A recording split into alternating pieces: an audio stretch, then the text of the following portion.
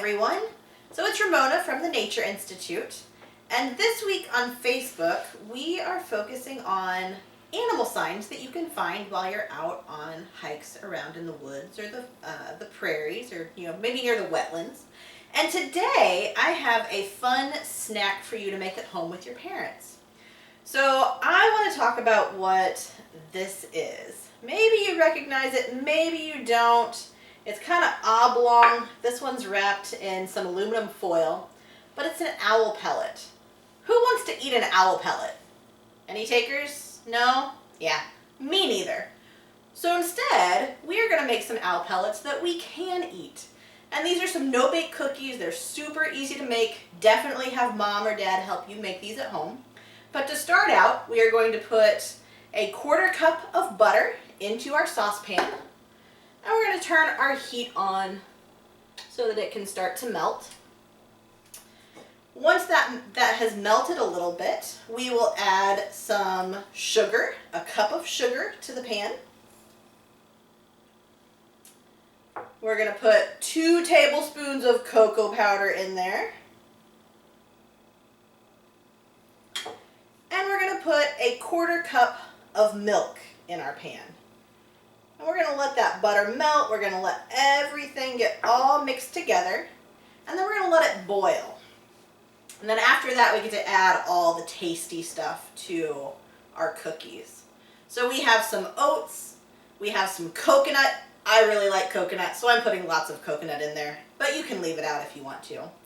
And then I have some almond butter. And for all of my friends that maybe can't have peanuts or can't have almonds, you can replace that with any of your favorite nut butters, or maybe some alternative to a nut butter, maybe some sun butter. That's good stuff too. And then we also have some pretzels that we're going to put in there. And those pretzels are going to kind of be like the bones of the different animals that can be found in the actual owl pellets. So our sugar's starting to dissolve here in our pan. It's going to be nice and chocolatey. I really like chocolate. So who knows what an owl pellet is?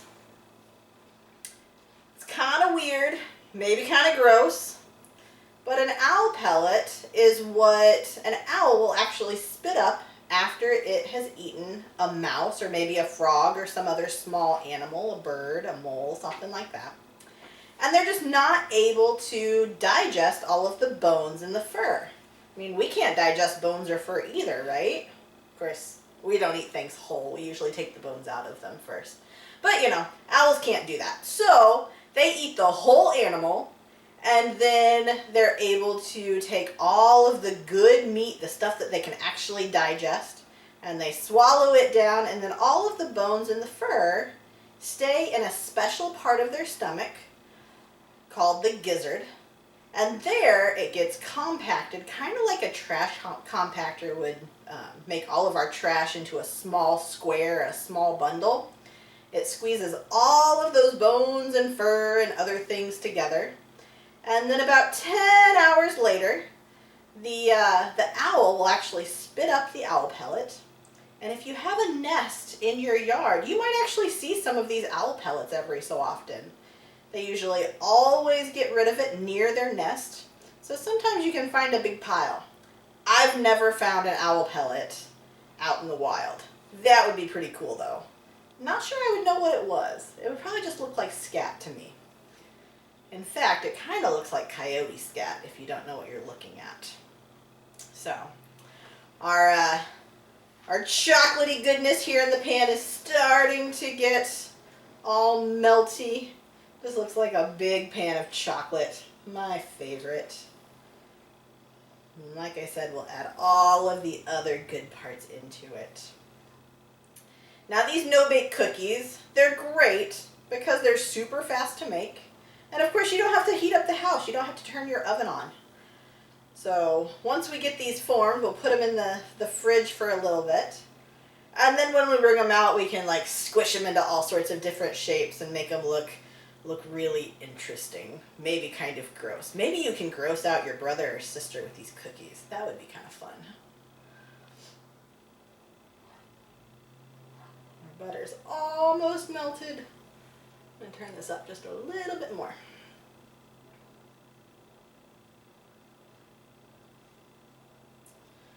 So of course, because we're cooking on a stovetop, we have to be really, really careful because all of the liquid in this pot is going to get really hot. The pot itself will be really, really hot. So that's why we need mom or dad to help us while we're cooking, especially on a stovetop where you could burn yourself. Nobody wants to burn themselves on the stove. That's no fun at all.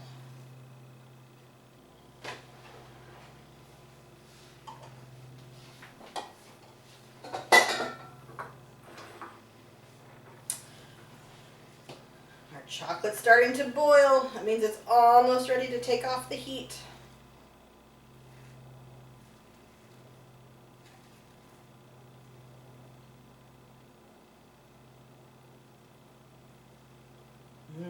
Smells really good. I wish I could share the smell with you right now.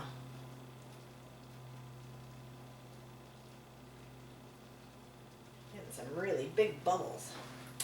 Alright, so we are ready to take this off of the heat. I'm going to put it right here next to all of my other ingredients. And then we just get to add all of the other stuff. So we're going to put our oats in here.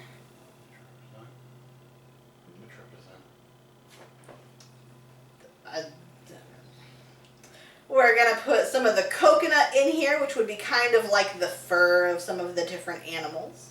And we're going to put our pretzels in here, which would be like the bones of some of the things found in that owl pellet.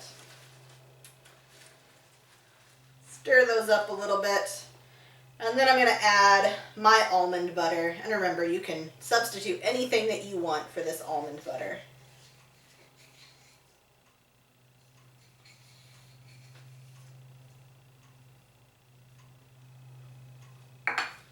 Stir that all up really, really well. And remember, your pan is still really, really hot, so be careful while you're doing this.